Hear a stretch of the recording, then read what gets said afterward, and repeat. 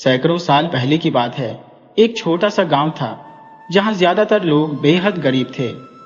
गांव की कच्ची गलियों में एक के बाद एक मिट्टी के मकान बने थे। सबसे पहले एक जुलाहे का मकान था, उसके बगल में एक गरीब लकड़हारे की झोपड़ी और फिर थोड़ी दूरी पर कुम्हार का घर।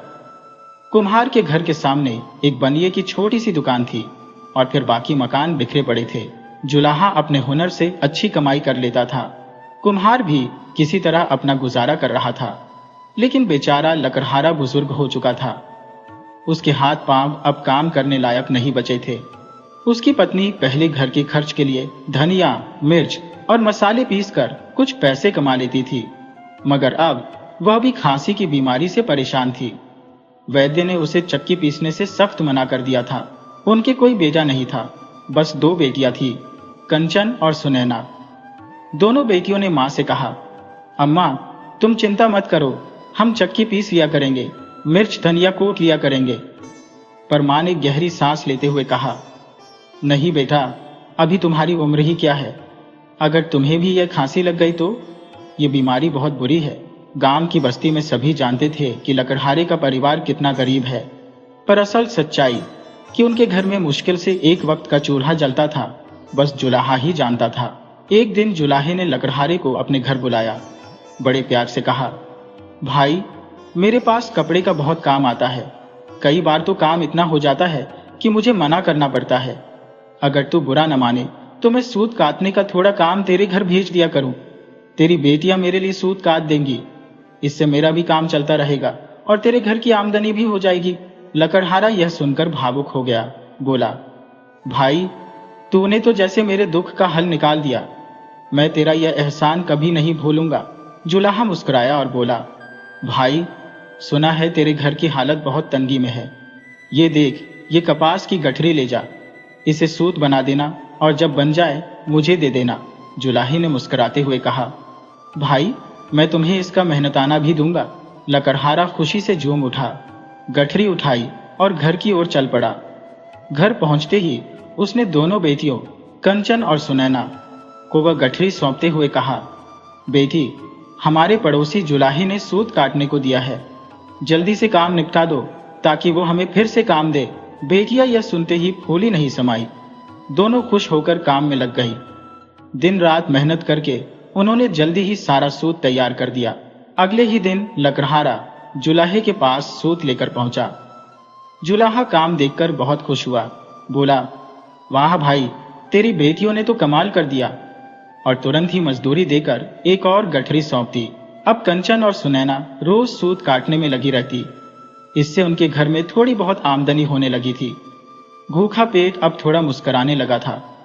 माँ बाप के चेहरे पर भी कुछ सुकून दिखने लगा था। इसी तरह दिन बीतते गए।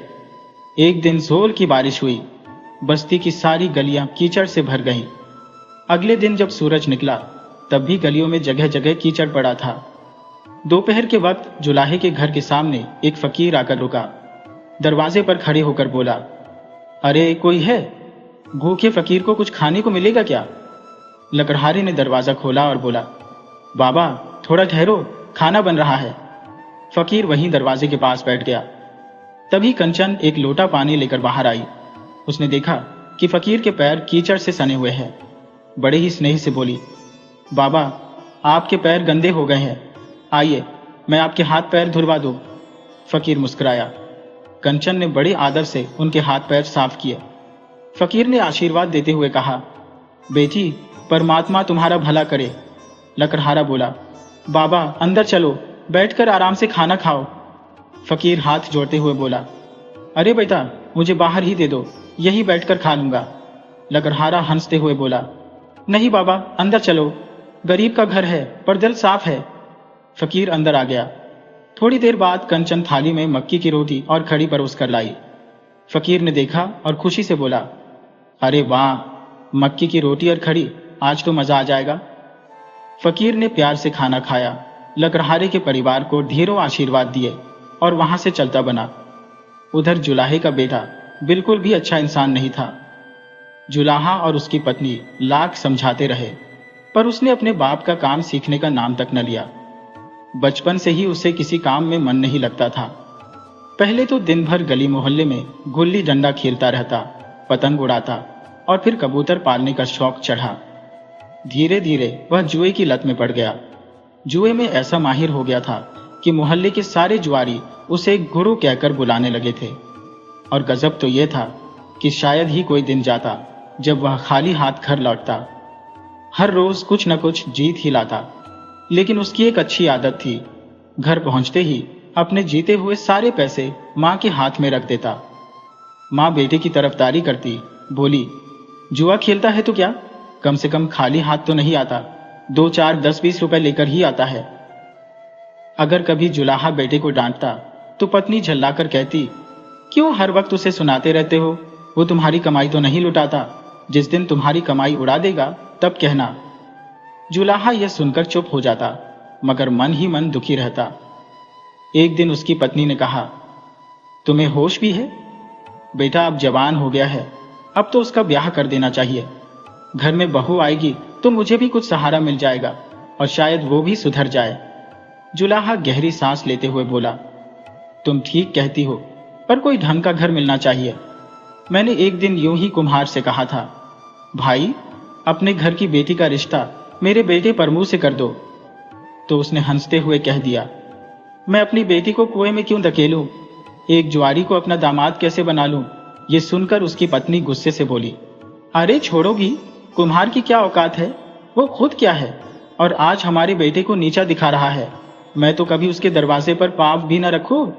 जुलाहा बोला, ठीक है फिर कोई और घर देख लो, लेकिन सच कहो, जब तक परमू की शादी नहीं होगी वो जुआ खेलना नहीं छोड़ेगा। पत्नी कुछ सोचते हुए बोली, मुझे तो लगता है लकड़हारे से बात करनी चाहिए, उसकी दोनों बेटियां सुंदर और सुघड़ है, अगर उनमें से एक हमारी बहू बन जाए तो क्या बुरा है। जुलाहा खुश होकर बोला, हाँ बात तो तुम्हारी सही है, मैं कल ही लकड़हारे से बात करूंगा, मुझे पूरा यकीन है वो मना नहीं करेगा। पत्नी भी नाक ऊंची करके बोली, अरे क्यों नहीं मानेगा, उसके लिए तो यह सौभाग्य की बात होगी, वरना उस गरीब की बेटियों को कौन पूछता है। अगले दिन लकड़हारा हमेशा की तरह सूद देने के लिए जुलाहे के घर आया। मौका देखकर जुलाहा बोला, भाई एक बात कहनी है, रिश्ता जोड़ना चाहता हो। लकड़हारा थोड़ी देर चुप रहा, फिर बोला, देख भाई, किसी की औलाद के बारे में कुछ कहना अच्छा नहीं लगता, मगर क्या करूं, कहे बिना भी रह नहीं सकता। लकड़हारा बोला, भाई सच कहूं तो तुम्हारा बेटा परमू तो जुआरियों का सरगना बन गया है। इतनी कम उम्र में ऐसा पक्का जुआरी बन जाना कोई छोटी बात नहीं है। तुम जानते ही हो जुए की लत कैसे आदमी को तबाह कर देती है। जुआरी अपनी जमीन जायदाद घर द्वार तो छोड़ो, बीवी बच्चों तक को दांव पर लगा देते हैं। देखो अगर तुम अपने बेटे की ये आदत छुड़ा सको तभी मैं आगे कुछ सोचूंगा। लकड़हारे की ये बात सुनकर जुलाहा तो सिर झुकाकर चुप बैठा रहा, लेकिन पीछे खड़ी उसकी पत्नी आग बबूला हो गई। गुस्से में तिलमिलाकर बोली, अरे क्यों मेरे बेटे को बदनाम करते हो, जुआ खेलता है तो क्या हार कर आता है। तुम हफ्ते भर जो कमाते हो वो तो मेरा बेटा एक दिन में ले आता है, और हमने तो सोचा था कि अगर रिश्ता हो जाएगा तो तुम्हारी बेटी की किस्मत खुल जाएगी, रानी बनकर रहेगी हमारे घर में। मगर तुम तो खुद अपनी बेटी के दुश्मन हो गए। भला कौन माँ बाप अपनी बेटी का बुरा चाहता है। लकड़हारे ने शांत स्वर में कहा, बहन बेटी का बुरा कौन चाहता है, इसलिए तो मैं उसे एक जुआरी के हवाले नहीं कर सकता। मैं गरीब हूं लेकिन अपनी बेटी की जिंदगी यूं नहीं बिगाड़ सकता। जुलाहे की पत्नी अब और भी ताव में आ गई, बोली, तो ठीक है, अपने घर में ही खुश रहो, अब हम भी तुम्हारी बेटियों को सूद काटने का काम नहीं देंगे। हमने तो सोचा था तुम्हारी गरीबी देख के मदद कर दें, मगर तुम तो बड़े घमंडी निकले। लकड़हारा ठंडी सांस भरते हुए बोला, भगवान तुम्हें और तुम्हारे घर को सद्बुद्धि दे, बस यही प्रार्थना है मेरी। ये कहकर वह वहां से चला आया। उसके जाने के बाद से जुलाहे ने सच में लकड़हारे को सूद काटने का काम देना बंद कर दिया, और एक बार फिर से लकड़हारे के बुरे दिन लौट आए। कुछ दिन तक जो पैसे जमा किए थे उन्हीं से रोटी चटनी खाकर जैसे तैसे दिन काटने लगे। इसी बीच एक दिन फिर वही फकीर आया। दरवाजे पर आकर पुकार लगाई। कंचन और सुनैना ने आवाज पहचान ली। भागकर पिता के पास आई और बोली, बापू वही बाबा आए हैं, उन्हें अंदर बुलाओ, उन्हें भूखा मत लौटाओ। लकड़हारा दुखी मन से बोला, बेटी, उस दिन तो मक्की की रोटी और खड़ी थी, आज तो रूखी सूखी रोटी भी मुश्किल से है। क्या देंगे उन्हें? कंचन धीरे से मुस्कुराकर बोली। बापू, वो भी तो गरीब है जैसे हम हैं, उन्हें कुछ भी बुरा नहीं लगेगा और हमारे दरवाजे से कोई भूखा खाली नहीं जाना चाहिए। लकड़हारा बेटी की बात सुनकर पसीज गया, बोला, ठीक है बेटी, तू सही कहती है। फिर फकीर को अंदर बुलाया, बैठाया, लेकिन जब लकड़हारा फकीर को ध्यान से देखने लगा तो चौंक गया। बोला, बाबा, एक बात पूछूं? उस दिन जब आप आए थे तब आपकी दाढ़ी के सारे बाल काले थे, आज सब सफेद कैसे हो गए? फकीर मुस्कुराया और बोला, भाई, सब प्रभु की लीला है, ये तो बस बाहरी रंग है, असली बात तो इंसान की नीयत होती है और लोगों की नीयत तो एक पल में बदल जाती है। कंचन ने आवाज लगाई, बापू, खाना ले आइए। लकड़हारे ने फकीर के हाथ धुलवाए और फिर उसे थाली परोस दी। थाली में बस एक सूखी रोटी और चटनी रखी थी। फकीर ने चुपचाप रोटी का एक टुकड़ा उठाया, खाने लगा, फिर मुस्कुराकर बोला, क्या आज ताजी रोटी नहीं बनाई? लकड़हारे की बूढ़ी आंखों में आंसू छलक आए। भर्राई गले से बोला, क्या बताऊं बाबा, अब हालात ही ऐसे हैं। फिर उसने अपनी सारी दुख भरी कहानी फकीर को सुना दी। फकीर ने गहरी सांस ली और बोला, जमाना सच में बहुत खुदगर्ज हो गया है। बेटा, तुमने बहुत अच्छा किया जो अपनी बेटी का रिश्ता उस जुआरी के साथ नहीं किया। लड़का गरीब हो पर ईमानदार होना चाहिए, और फिर जुआ खेलना तो वैसे भी जुर्म है, कभी भी कोतवाल आकर पकड़ सकता है। कौन बाप अपनी बेटी को ऐसी जिंदगी देगा? तुम्हारे पड़ोस का कुम्हार भी तो यही सोचकर मना कर चुका है। इतना कहकर फकीर ने अपनी जेब से चांदी के 10-15 सिक्के निकाले और लकड़हारे की ओर बढ़ा दिए। लकड़हारा झिझकते हुए बोला, नहीं बाबा, मेहमान से पैसे लेना ठीक नहीं है। फकीर हंसते हुए बोला, भाई, मेरे ना बीवी है ना बच्चे, ये सिक्के मेरे किस काम के, मगर तुम्हारे बहुत काम आएंगे, और गरीब का सहारा तो गरीब ही होता है। यह कहकर फकीर ने जबरदस्ती सिक्के लकड़हारे के हाथ में रख दिए और मुस्कुराते हुए बोला, इन्हें अपना समझकर खर्च करना। फकीर के जाने के बाद कंचन ने भोलेपन से पूछा, बाबा, अगर उसके पास इतने पैसे थे तो मांगकर क्यों खाता है? लकड़हारा बेटी की ओर देख मुस्कुराया, बेटी, फकीरों के बारे में ऐसा नहीं कहते। उसी वक्त लकड़हारे की पत्नी खांसते खांसते आ गई और बोली, क्या चल रहा है यहाँ? कोई मेरी भी सुनता है या नहीं? लकड़हारा सब हाल अपनी पत्नी को बताने लगा और सिक्के भी दिखा दिए। सुनैना ने मम्मी से कहा, माँ, मुझे दूध पिए कई दिन हो गए, आज तो दूध पीऊंगी। कंचन खिलखिलाई, मैं तो दूध में जलेबी डालकर खाऊंगी। लकड़हारा हंस पड़ा, मेरे लिए हलवा बना देना पत्नी। पत्नी मुस्कुराकर बोली, हाँ हाँ, सब बनेगा, पहले बाजार से सामान तो ले आओ। कंचन बोली, माँ, तुम भी बताओ क्या खाओगी? माँ धीरे से बोली, अरे मुझे कुछ नहीं चाहिए, बस खांसी की दवा ला देना, यही ठीक हो जाए, वही बहुत है। लकड़हारा भावुक होकर बोला, हाँ, सबसे पहले तेरी दवा ही लाऊंगा। फिर वह बाजार जाने को निकला। 2-3 घंटे बाद घर लौटा। पत्नी बोली, इतनी देर क्यों लगाई? लकड़हारा मुस्कुराकर बोला, दूर से लाया हूं, यहाँ बस्ती के दुकानदार कुछ न कुछ बातें बनाने लगते, इसलिए दूर से लाया, किसी को खबर नहीं होगी कि क्या लिया है। इतना कहकर बर्तन उठाकर दूध लेने निकल पड़ा।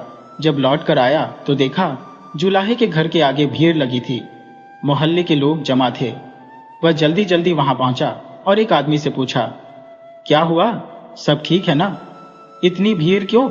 आदमी बोला, भाई, तुम्हें तो पता है जुलाहे का बेटा परमू जुआ खेलता है, आज कोतवाल खुद सिपाहियों के साथ आया है उसे पकड़ने, पर परमू घर में कहीं छिप गया है, सिपाही ढूंढ रहे हैं।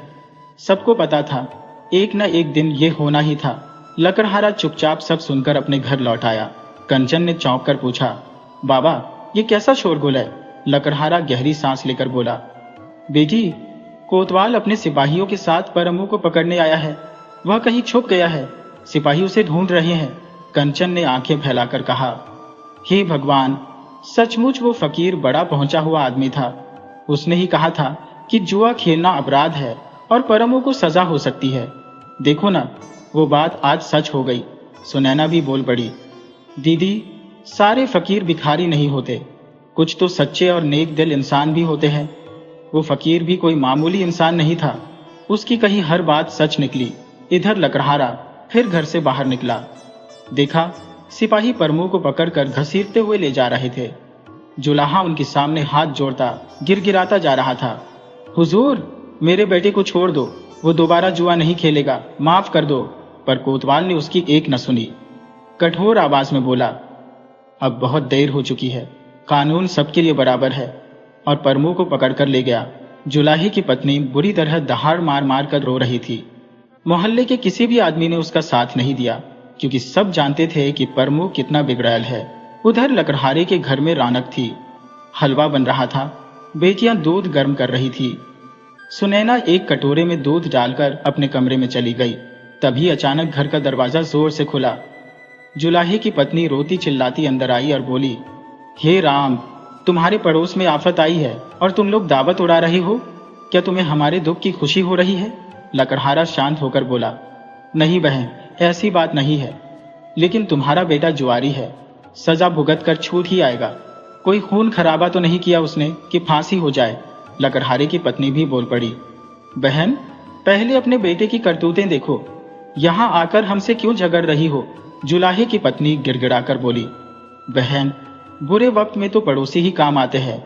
अगर तुम लोग कोतवाल के सामने जाकर बोल दो कि परमू शरीफ लड़का है तो शायद उसे सजा न मिले। लकड़हारा सख्त आवाज में बोला, माफ करना बहन, हम झूठी गवाही नहीं दे सकते। जुलाहे की पत्नी मायूस होकर भारी कदमों से लौट गई। उधर सुनैना अपने कमरे में दूध का प्याला ली बैठी थी। दूध गर्म था, इसलिए ठंडा होने का इंतजार कर रही थी। अचानक उसकी नजर कटोरे के पास रेंगते हुए एक नाग पर पड़ी।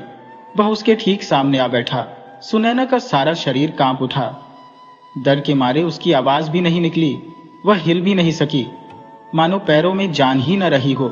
डर के मारे सुनैना ने धीरे धीरे दूध का प्याला सांप के सामने रख दिया। नाग ने फुफकार मारते हुए अपना फन झुकाया और दूध में मुंह डालकर सारा दूध गटक गया।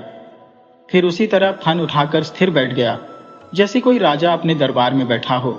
सुनैना के मन में ख्याल आया, बेचारा कितना भूखा है, शायद कई दिन से कुछ नहीं खाया।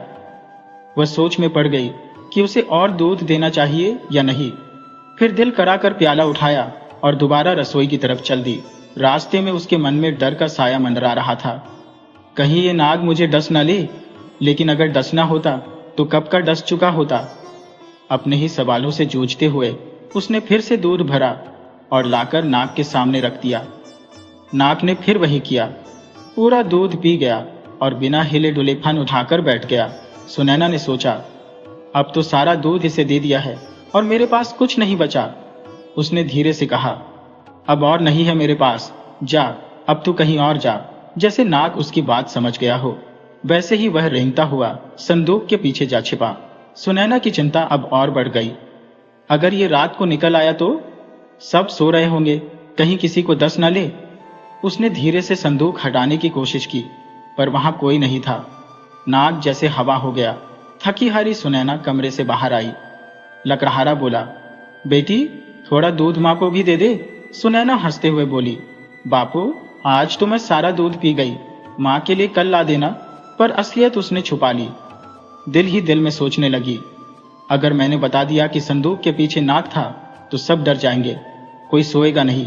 और नाग ने मुझे नहीं काटा, मैंने उसे दूध जो पिलाया, पर फिर मन ही मन डर भी था, अगर कल फिर आ गया तो क्या पिलाऊंगी उसे। आज तो दूध था कल, लेकिन फिर खुद को समझाया, कल की चिंता कल करूंगी। रात को सब सो गए, पर सुनैना की नींद उड़ी रही। उसकी आंखें बार बार खुलती, कभी संदूक को देखती, कभी फर्श को। सुबह सबसे पहले वही उठी। जैसे ही बिस्तर छोड़ने को हुई, उसे लगा कि बिस्तर पर कुछ भारी चीज रखी है। डर के मारी कांपती हुई बैठ गई और फिर उसने बिस्तर पर नजर डाली। सोने की अशर्फियां चारों ओर बिखरी पड़ी थी। दूसरी ओर उसकी बहन, पिता और माँ गहरी नींद में डूबे थे, पूरी तरह बेखबर। उसने झटपट अशर्फियां समेटी, उन्हें अपने कपड़ों की गठरी में बांधा और मन ही मन बुदबुदाई, वह नाग असल में नाग नहीं था, कुछ और ही था। मुझे किसी को कुछ नहीं बताना चाहिए। दोपहर को उसने एक अशर्फी अपने पिता को देते हुए कहा, बापू, यह रख लीजिए और मुझे रोज एक सेर दूध ला दिया कीजिएगा। लकड़हारे ने अशर्फी को उलट पलट कर देखा, फिर भौहें सिकोड़ते हुए पूछा, बेटी, यह तुझे कहां से मिली? उसने झट से उत्तर दिया, बापू, ईश्वर ने यह घर बैठे ही दे दी। सच तो ये था कि उसे यह अपने कमरे में मिली थी। लकड़हारा गंभीर स्वर में बोला, मुझे तो लगता है यह जरूर उस फकीर का आशीर्वाद होगा।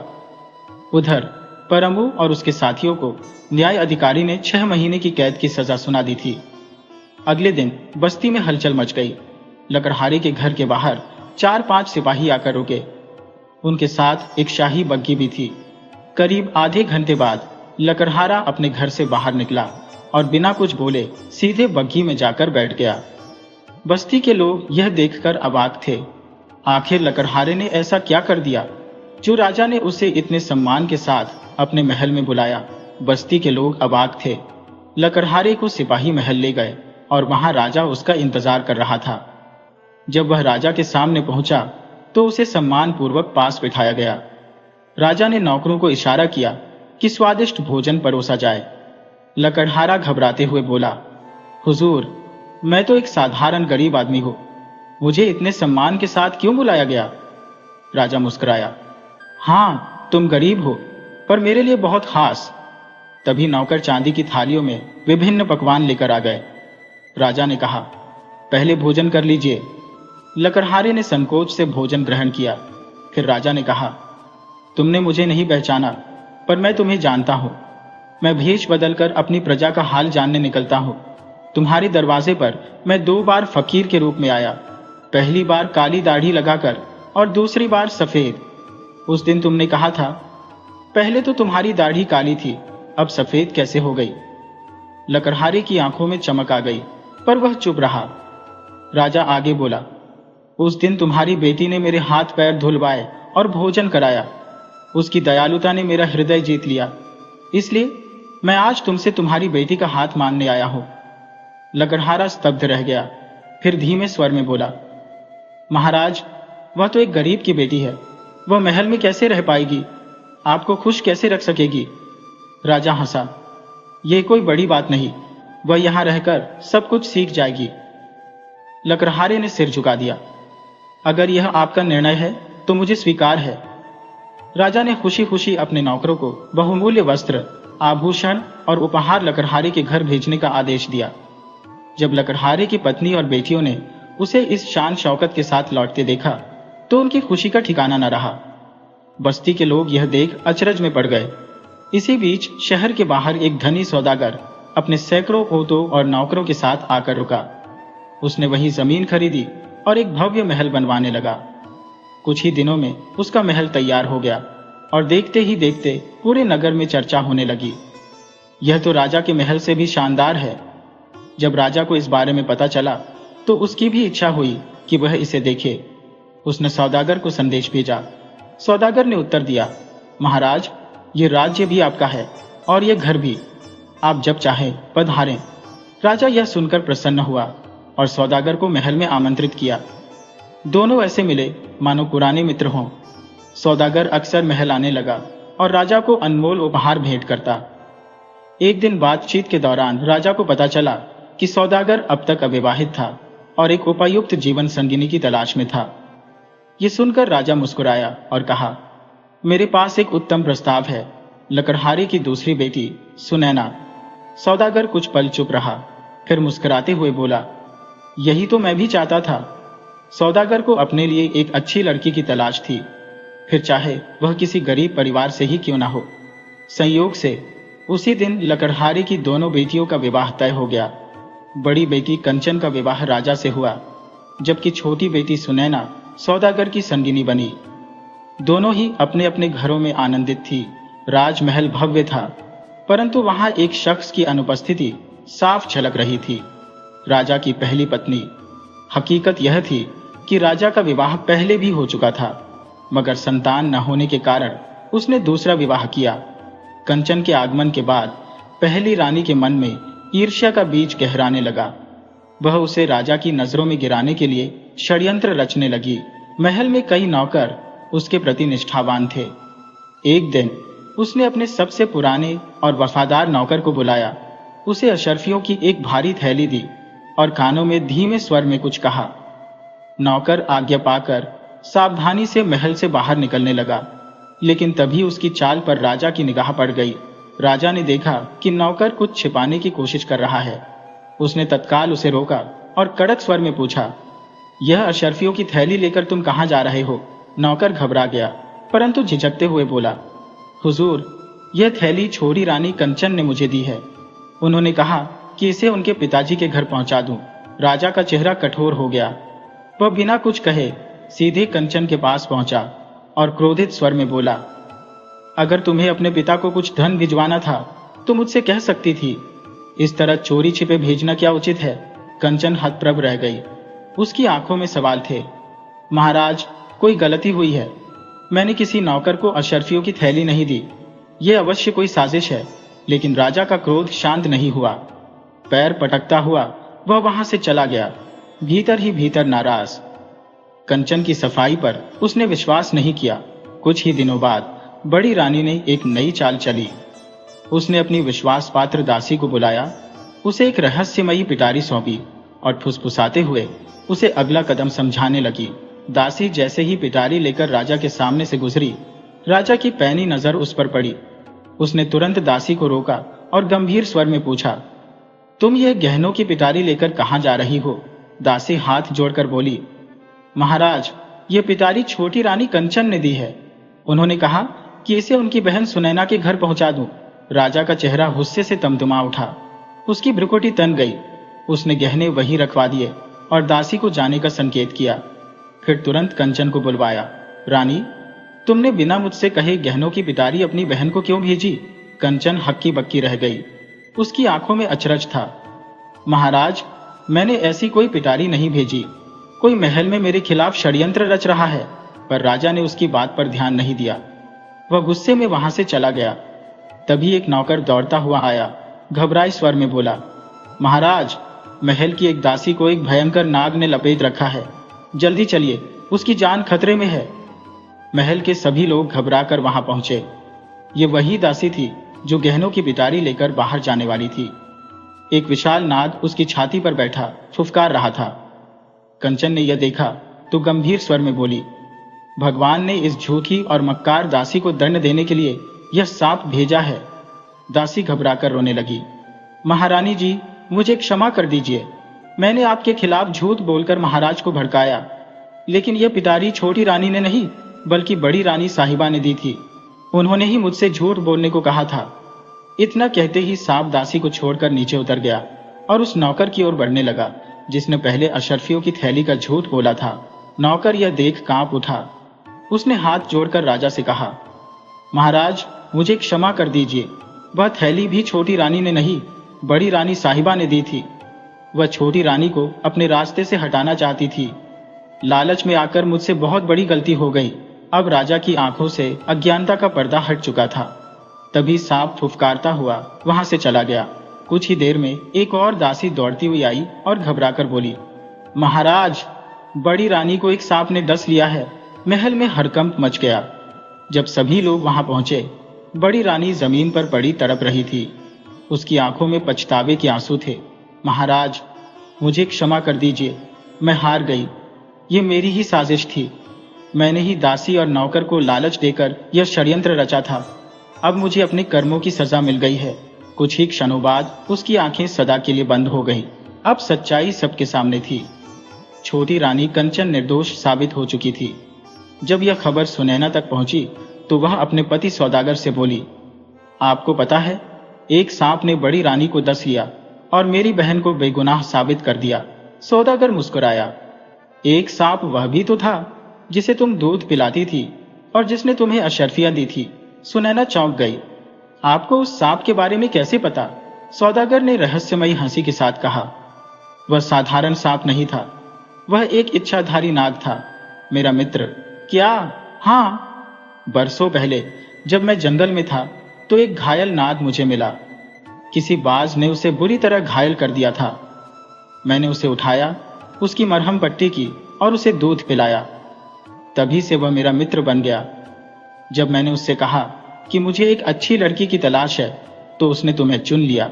सुनैना अवाक थी। तुम्हें याद है जब उसने तुम्हारे घर अशर्फिया रखी थी? वह मेरे कहने पर था। और जब महल में सच्चाई सामने लानी थी तब भी उसी ने अपनी भूमिका निभाई। अब सारी गुत्थियां सुलझ चुकी थी। दोनों बहनों की खुशहाल जिंदगी शुरू हो गई। सभी गलतफहमियां मिट चुकी थी और इस तरह न्याय की विजय हुई।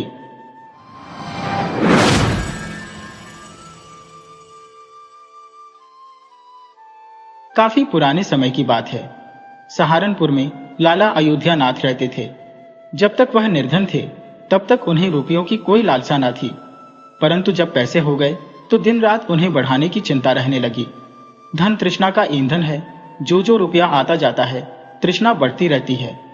ऐसे ही लाल अयोध्यानाथ सोचते थे कि कोई ऐसी युक्ति निकालें जिससे कुछ ही दिनों में लाखों रुपए इकट्ठे हो जाएं। एक समय वह भी था जब वह रुपए पैसे को हाथ का मेल समझते थे, परंतु उस समय वह मूर्ख थे। आज पैसे पैसे के लिए उनके प्राण निकलते थे। अब उनकी आंखें खुल गई थी। साधु और महंतों की सेवा के लिए कभी वह बड़ी ही श्रद्धा रखते थे। उस समय वह निर्धन मनुष्य थे, परंतु अब वह इसे सबसे बड़ी भूल समझने लगे थे। बैंक में काफी पैसे इकट्ठे हो गए थे। इतना ही नहीं, तृष्णा की धधकती हुई ज्वाला ने उनके बाकी सभी गुणों को भी भस्म कर दिया था, मगर उनका अंतःकरण हमेशा के लिए नष्ट हो गया था, यह बात भी नहीं थी। कभी कभी उनकी पुरानी आदतें उन पर विजय प्राप्त कर लेती थी। जैसे युवावस्था के चेहरे में कभी कभी बचपन का रंग रूप झलकने लगता है, परंतु यह अवस्था भी हमेशा के लिए नहीं रहती थी। नए स्वभाव के सामने पुराने विचार इस प्रकार दब जाते थे जैसे बुढ़ापा यौवन को पछाड़ देता है। लाल अयोध्यानाथ के द्वार पर कोई साधु महंत आ जाए तो उनका मुख फूलों की तरह खिल जाता था, परंतु आदर सत्कार के समय वह श्रद्धा न रहती थी। एक बार की बात है, संध्या का समय था। लाल अयोध्यानाथ के द्वार पर एक साधु आकर रुका और विशेष गौरव के साथ बोला, क्यों बाबा, रात काटने के लिए साधु को स्थान मिल जाएगा? साधु का मुख संतोष की मूर्ति था और आंखें अमृत के कटोरे जैसी थी। लाल अयोध्यानाथ का हृदय भक्ति भाव से भर गया। वह झुककर बोले, सर, आंखों पर। साधु ने मुस्कुराकर कहा, बेटा, आजकल के समय में तुम्हारे जैसे भक्त पुरुष बहुत ही कम मिलते हैं। संसार से धर्म का भाव ही जैसे उठ गया है। अयोध्यानाथ का हृदय खिल उठा। अपनी प्रशंसा साधु के मुख से सुनकर उन्हें ऐसा प्रतीत हुआ मानो उन्हें स्वर्ग मिल गया हो। मुस्कुराहट होठों तक आ ही गई थी, परंतु उसे दबाकर वह बोले, महाराज, यदि साधु संतों की सेवा ना की तो इस मनुष्य जन्म का क्या फायदा? साधु महाराज अंदर पहुंचे। लाल अयोध्यानाथ ने आदर सत्कार में कोई कसर न छोड़ी। बासमती के चावल बनवाए, मीठे दही के बड़े बनवाए, दाल और भजियों में घी इस तरह से तैरता था जैसे नदी नालों में जल बहता है। लाल अयोध्यानाथ साधुओं को ऐसे अच्छे और पौष्टिक पदार्थ खिलाने के पक्ष में नहीं थे, परंतु इस साधु की बटन में न जाने कैसी शक्ति थी कि उनके वर्षों के विचार क्षण भर में बदल गए। जैसे गर्मी की सूखी हुई धरती एक ही दिन की वर्षा से हरी भरी हो जाती है। इस भक्ति भाव से साधु का हृदय प्रसन्न हो गया। रात को देर तक बातें होती रही। ज्ञान और भक्ति के सागर खुल गए। अंत में अयोध्यानाथ ने पूछा, महाराज, आप साधु कैसे बने? साधु ने हंसकर उत्तर दिया, बेटा, बुढ़ापा आ गया है, अब क्या सारी उम्र गृहस्थी में ही फंसा रहूंगा? कुछ हरि भजन भी तो करना चाहिए। तुम्हारी कृपा से 10 रुपए कमाए, 5 पुत्र हैं और 1 कन्या। अब रुपया पैसा सब उन्हें बांट दिया और तीर्थ यात्रा को जा रहा हूं। अयोध्यानाथ ने साधु की तरफ देखा और पूछा, तो आपने अपना सब कुछ बच्चों को दे दिया या अपने पास भी कुछ रखा है? साधु ने उत्तर दिया, मेरे हाथ में जो यह लाठी देखते हो, यह अंदर से खोखली है। इसमें मैंने 11 सोने की मोहरें डाल रखी है। यात्रा में कभी कभी धन की आवश्यकता भी पड़ जाती है। ये कहते कहते साधु को नींद आ गई, परंतु अयोध्यानाथ की आंखों में नींद न थी। वह बार बार लाठी को देखते और मन ही मन में कुछ सोचते। लाभ धर्म के पीछे छिपा हुआ था। कुछ समय तक यह संग्राम होता रहा। अंत में लाभ ने धर्म को पछाड़ दिया। अयोध्यानाथ ने लाठी उठा ली, परंतु हाथ कांप रहे थे। जीवन की अंतरात्मा ने एक बार फिर से फड़फड़ाना शुरू किया, परंतु लाभ के दृढ़ हाथों ने उसका गला घोंट दिया।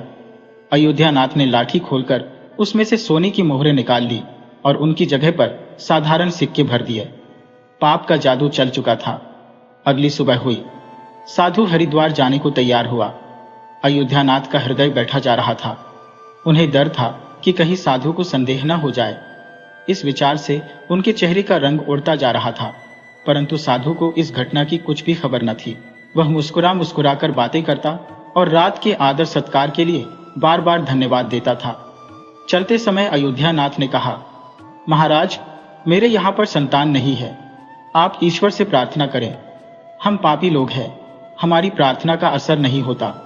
आप महात्मा हैं, परमात्मा आपकी जरूर सुनेगा। साधु ने उत्तर दिया, सुनेगा या नहीं यह तो वही जानता है, परंतु मैं तुम्हें आशीर्वाद देता हूं कि भगवान तुम्हें संतान दे। ये कहकर साधु चला गया। अयोध्या नाथ के सर से जैसे बोझ उतर गया। उन्हें ऐसा प्रतीत हुआ मानो साधु के जाने के साथ ही उनके हृदय से पत्थर हट गया। वह इस चोरी के फल से नहीं बच सकते थे, यह उनका मन और मस्तिष्क अनुभव कर रहा था, परंतु वह इस चोरी के प्रकट होने से बहुत डरते थे। चोरी का प्रकट होना प्रत्यक्ष था, किंतु उसका फल भविष्य के पर्दे में था। मनुष्य वर्तमान समय के सामने भविष्य की परवाह नहीं करता। इधर साधु महाराज हरिद्वार पहुंचे तो उनका हृदय प्रसन्न हो गया। यहाँ साधु संतों को देखकर उन्हें ऐसी प्रसन्नता हुई मानो स्वयं भगवान के दर्शन हो गए हो। उनका मन ब्रह्मानंद में लीन हो गया। एक हवाली को बुलाकर बोले, मैं एक महायज्ञ करना चाहता हूं, जिसमें हरिद्वार के समस्त साधुओं को भोजन कराया जाएगा। उसमें सारा खर्च कितना बैठेगा?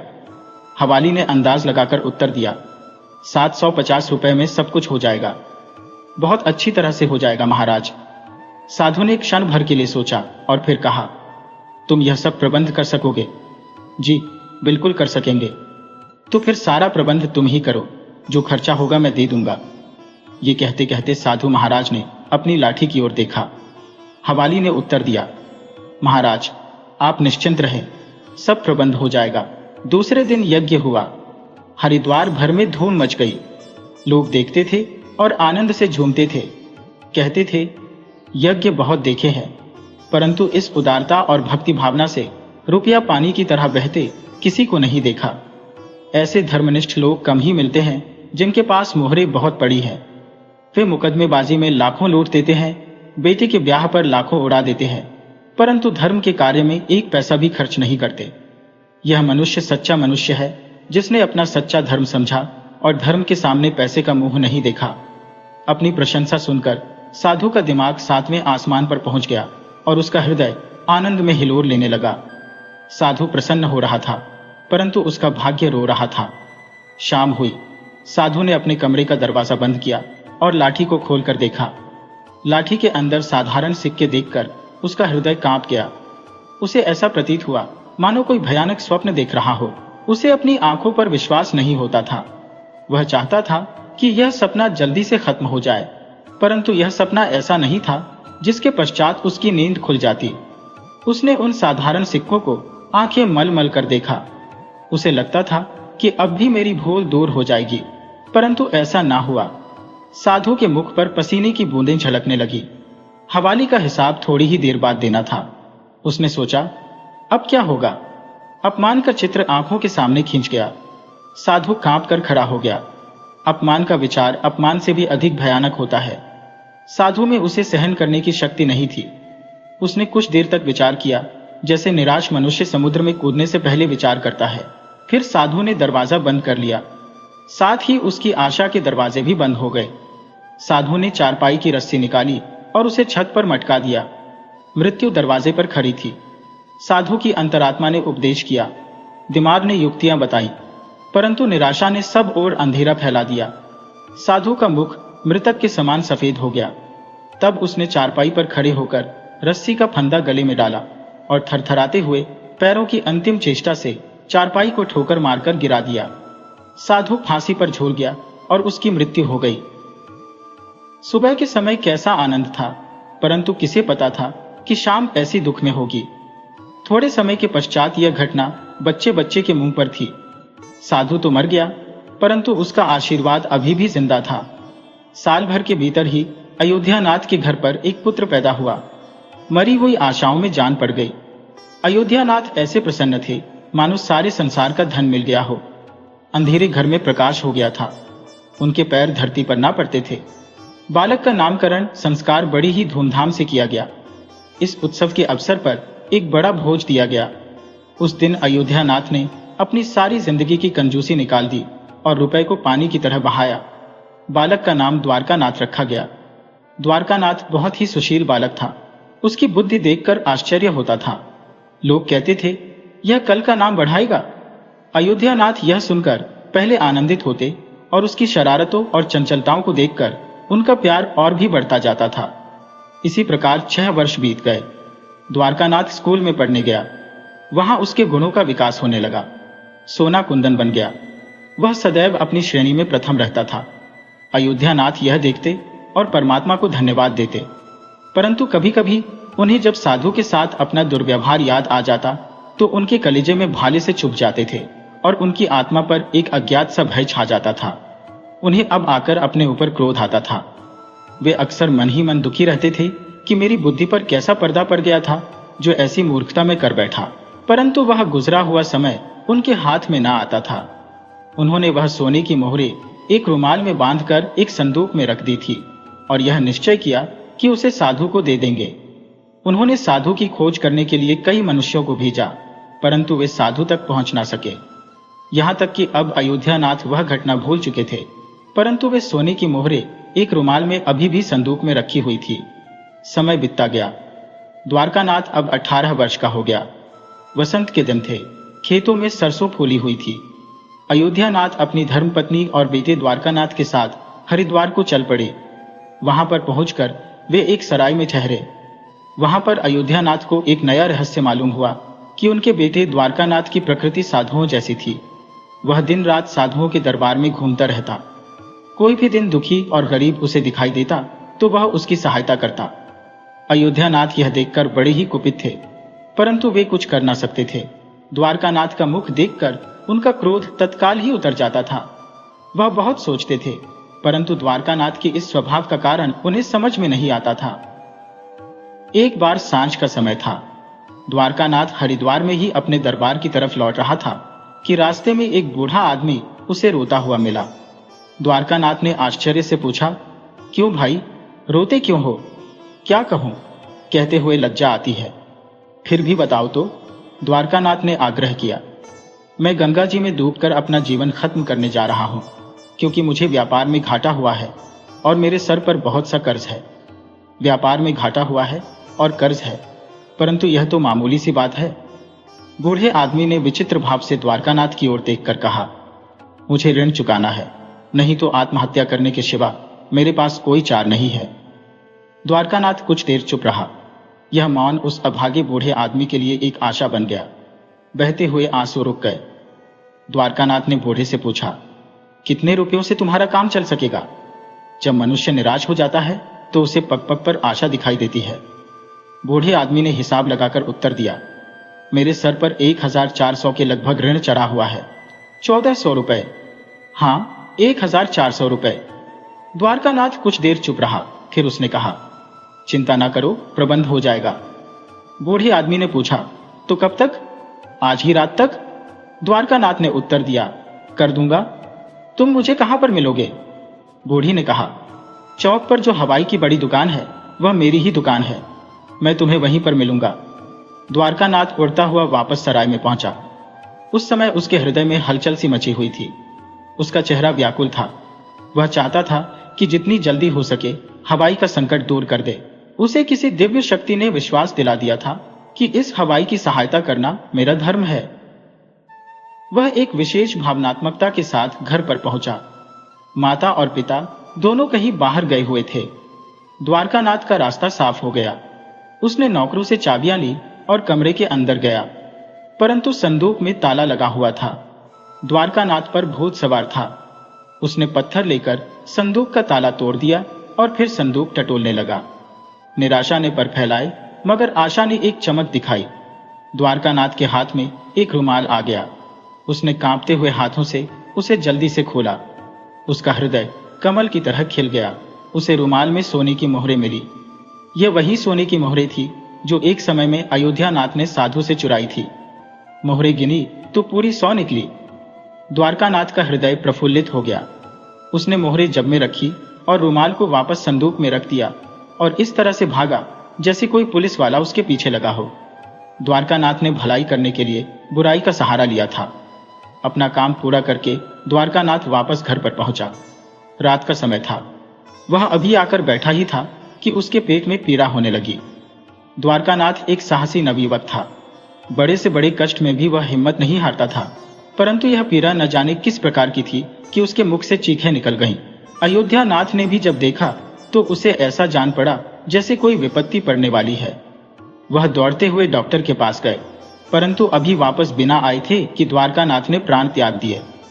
अयोध्या नाथ ने जब यह सुना तो पछाड़ खाकर गिर पड़े और कई दिन तक बीमार रहे। परंतु द्वारकानाथ को क्या हो गया, यह आज तक उनकी समझ में नहीं आया। एक दिन संदूक में किसी चीज के लिए हाथ डाला तो मोहरों वाला रुमाल नहीं था। अचानक उनको कई वर्षों की भूली हुई घटना याद आ गई। परंतु उन मोहरों का चला जाना और द्वारकानाथ का मरना, इन दोनों घटनाओं में क्या संबंध है, इसे वह कभी समझ ना सके। परंतु कहानी सुनने वाले तो समझ ही गए होंगे कि दोनों घटनाओं में क्या संबंध था। असल बात यह थी कि जो साधु की मोहरें अयोध्यानाथ ने चुराई थी, उसी साधु ने अयोध्यानाथ के बेटे द्वारकानाथ के रूप में पुनर्जन्म लिया था और द्वारकानाथ बनकर उसने ही वही सोने की मोहरें वापस अयोध्यानाथ से चुराकर बूढ़े हवाई को दे दी और अपना पूर्व जन्म का कर्ज चुका दिया। वह बूढ़ा आदमी वही हवाई था जिसने साधु के लिए भंडारे का प्रबंध किया था। इस तरह से अपना ऋण पूरा करते ही द्वारकानाथ के प्राण निकल गए। साधु ने पूर्व जन्म का अपना ऋण उस हवाई को चुका दिया। अयोध्यानाथ के लिए अपने कर्म की सजा यह थी कि अब वह सारा जीवन अपने जवान बेटे की मौत के दुख में रोता रहा।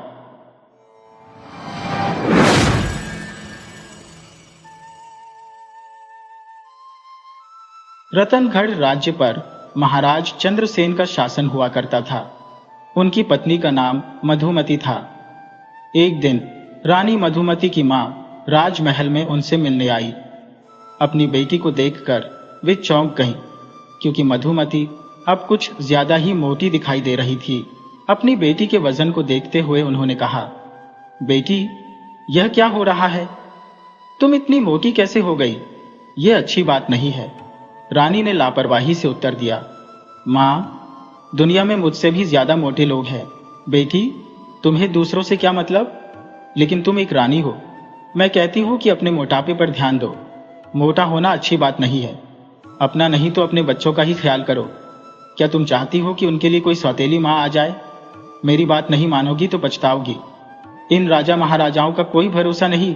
ये दूसरी शादी करने का बहाना ढूंढते रहते हैं, फिर बैठी रहना आराम से। रानी अपनी मां का उत्तर देने वाली ही थी कि महाराज वहां आ पहुंचे। दोनों को बातें करता देखकर बोले, मुझे माफ करें कि मैं आपकी बातचीत में हस्तक्षेप कर रहा हूं। फिर रानी की तरफ मुड़कर कहा, रानी जी, कुछ ही दिनों में पड़ोसी राज्य के राजा अपनी पत्नी के साथ मेहमान बनकर आ रहे हैं। मैंने सोचा कि आपको बता दूं ताकि आप तैयार रहें। रानी ने पूछा, आप किस राज्य की बात कर रहे हैं? महाराज बोले, वही हमारे मित्र राजा जिनकी रानी बहुत ही दुबली पतली है। यह सुनकर महाराज तो चले गए, लेकिन रानी की मां ने तिरछी नजरों से रानी को देखा। रानी भी सोच में पड़ गई। अपनी मां से कहने लगी, महाराज उस मित्र का नाम भी ले सकते थे, लेकिन उन्होंने उसकी दुबली पतली पत्नी की बात की। मां ने कहा, बेटी, मैं इन मर्दों को अच्छी तरह जानती हूं। ये हर बात को घुमा फिरा कर कहते हैं। रानी अब सोच में पड़ गई और फिर कुछ देर बाद बोली, मां, आप बिल्कुल सही कहती है। मैं ही गलती पर थी। अब मैं अपना ख्याल रखूंगी और पहले वाली मधुमती बनकर दिखाऊंगी। मुझे भी महाराज के इरादे कुछ ठीक नहीं लगते। ऐसा ना हो कि उनकी दो दो रानियां हो जाए, एक मोटी और दूसरी पतली। मुझे याद आ रहा है कि कुछ दिन पहले जब मैं उनके पास बैठी थी, मेरी उनसे कुछ बहस हुई तो उन्होंने मुझे कहा था, रानी, तुमसे बात करना तो भैंस के आगे बीन बजाना है। महाराज भी मेरे मोटापे से खुश नहीं है। वे सीधा तो नहीं कहते, लेकिन इशारों इशारों में यह एहसास दिलाते हैं। तब रानी की मां ने अपनी अंगूठी निकालकर रानी को देते हुए कहा, बेटी, तुम यह अंगूठी पहन लो। इस समय तो यह अंगूठी तुम्हारी उंगली में बहुत ही मुश्किल से आएगी। वजह तो तुम्हें मालूम ही है, लेकिन जैसे जैसे तुम दुबली होती जाओगी, यह अंगूठी तुम्हारी उंगली में ढीली पड़ती जाएगी। जब यह अंगूठी तुम्हें काफी ढीली हो जाए तो समझ लेना कि तुम पहले वाली मधुमती बन गई हो। लेकिन बेटी, ध्यान रखना, यह अंगूठी तुम्हारे पिताजी ने मुझे शादी के मौके पर दी थी, इसीलिए इस अंगूठी को अपनी जान से ज्यादा संभाल कर रखना। मैं फिर कभी जब तुमसे मिलने आऊंगी तो यह अंगूठी वापस ले लूंगी। रानी मधुमती ने अपनी मां से अंगूठी ले ली और बड़ी ही मुश्किल से उस अंगूठी को अपनी उंगली में पहन लिया। अब रानी मधुमती ने दुबला होने की कोशिश शुरू कर दी। पहले वह हमेशा खाने पीने की चीजों में ही लगी रहती थी। वह हर सुबह, दोपहर और रात का इंतजार सिर्फ इसलिए करती थी कि खूब मजेदार और तरह तरह के पकवान खा सके। लेकिन अब उसने अपनी इस आदत पर काबू पा लिया था। जब सब लोग मजेदार पकवान खाते तो रानी मधुमती कच्ची सब्जियां और फल ही खाती थी। इसके अलावा रानी अब अपने बगीचे में काफी देर तक लंबी लंबी सैर करती थी। कभी कभी महाराज भी रानी के साथ सैर कर लिया करते थे। समय के साथ साथ रानी की कोशिशें रंग लाने लगी। वह धीरे धीरे पतली होती जा रही थी और अब वह इतनी पतली हो चुकी थी कि मानो उसकी नाक पकड़ लो तो दम निकल जाए। एक दिन रानी के छोटे बेटे ने अपनी माँ से कहा, माँ, अब हमें आपसे डर नहीं लगता। जब आप मोटी थी तब मुझे आपसे बहुत डर लगता था। महाराज भी हैरान थे कि रानी में इतना परिवर्तन कैसे आ गया। साथ ही वह बहुत खुश भी थे। एक दिन राजा ने बड़े ही प्यार से रानी से कहा, मधुमती, लगता है कि तुम्हें मेरी बात का बुरा लग गया। लेकिन रानी को याद नहीं आ रहा था कि महाराज किस बारे में बात कर रहे हैं। वह महाराज की ओर देखने लगी। तब महाराज ने कहा, याद नहीं, एक दिन हमने अपने मित्र राजा की दुबली पतली रानी के बारे में तुमसे बात की थी। रानी ने कहा, महाराज, हमें आपकी बात का बिल्कुल भी बुरा नहीं लगा। दुबला होने की सलाह तो मेरी माँ ने मुझे दी थी। और फिर एक दिन की बात है, महाराज, रानी और छोटा राजकुमार नदी के किनारे सैर कर रहे थे। वहां पर काफी देर तक वे लोग घूमते फिरते रहे। दोपहर का खाना खाने के बाद जब रानी नदी के पानी से हाथ धो रही थी तो उसकी माँ की दी हुई अंगूठी उसकी उंगली से निकलकर नदी में जा गिरी। दरअसल रानी को अब इस बात का ध्यान ही नहीं रहा कि उसकी उंगलियां पतली हो चुकी थी। अंगूठी नदी में गिरने पर रानी को ऐसा महसूस हुआ जैसे उसकी जान ही निकल गई हो। अंगूठी के गिरते ही रानी के मुंह से एक चीख निकल गई। राजा ने जैसे ही रानी के मुंह से चीख सुनी, वह तेजी से भागता हुआ रानी के पास आया। रानी से चीखने की वजह पूछने पर रानी का चेहरा बहुत ही उदास हो गया और वह कहने लगी, मेरे पिताजी ने मेरी माँ को शादी वाले दिन जो अंगूठी दी थी वह नदी में गिर गई। राजा के समझ में यह बात नहीं आई। वह परेशान होकर बोला, आपकी माँ पानी में गिर गई? लेकिन वह तो हमारे साथ आई ही नहीं, फिर वह नदी में कैसे गिर गई?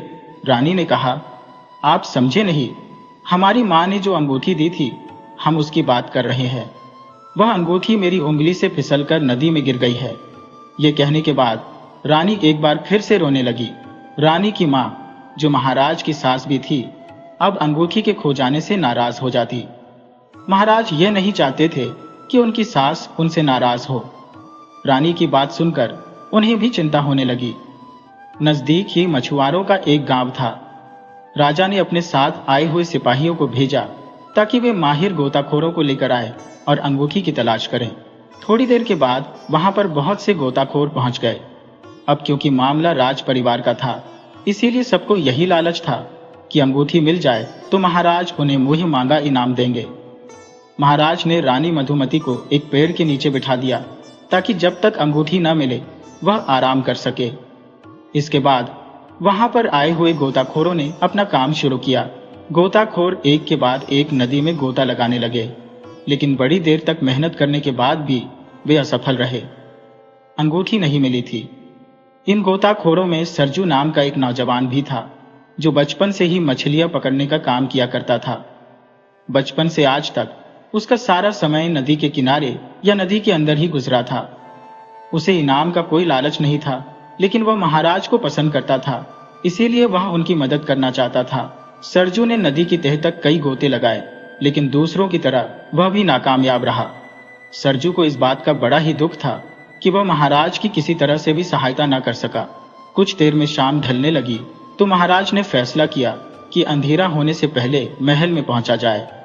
महाराज और रानी के जाने के बाद बाकी सभी गोताखोर भी अपने अपने घरों को लौट गए। सरजू भी अपने घर चला गया। वहां पर उसने अपनी माँ को पूरी बात बताई कि महारानी की अंगूठी नहीं मिल रही। माँ को भी इस बात का दुख था। अगले दिन सरजू अपना मछली पकड़ने का जाल उठाकर नदी पर पहुंचा। उसके मन में यह विचार आया कि हो सकता है वह अंगूठी किसी मछली ने निगल ली हो, और अगर भाग्य ने साथ दिया तो वह मछली इसके जाल में फंस जाए। उसने निश्चय किया कि आज जितनी भी मछलियां पकड़ेगा उन्हें बेचने के लिए बाजार में नहीं जाएगा, बल्कि उन मछलियों को घर में ही बैठकर काटेगा, ताकि किसी मछली के पेट में वह अंगूठी हो तो उसे मिल जाए। सुबह से दोपहर हो गई, लेकिन सरजू के जाल में एक भी मछली नहीं फंसी।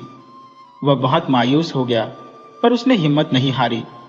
सरजू की मां ने जो खाना दिया था, दोपहर को सरजू ने वह खाया और थोड़ी देर के लिए एक पेड़ के नीचे आराम किया।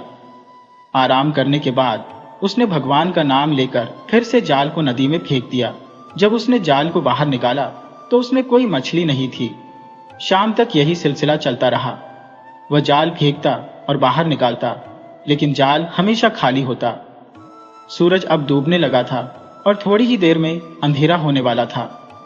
सरजू ने मन में सोचा कि बस आखिरी बार जाल फेंकेगा। अगर कोई मछली उसके जाल में फंसी तो ठीक है, नहीं तो वह घर लौट जाएगा। सरजू ने नदी में जाल फेंक कर थोड़ी देर बाद निकाला। उसे बड़ी खुशी हुई जब उसने देखा कि जाल में दो छोटी छोटी मछलियां फंसी थी। वह आश्चर्यचकित हो गया जब उसने देखा कि उनमें से एक मछली चमकीले रंग की थी और दूसरी काले रंग की। सरजू ने अपनी पूरी जिंदगी में ऐसी अजीबोगरीब मछलियां नहीं देखी थी। उसने मछलियां निकालकर अपने साथ लाए हुए बर्तन में डाल दी।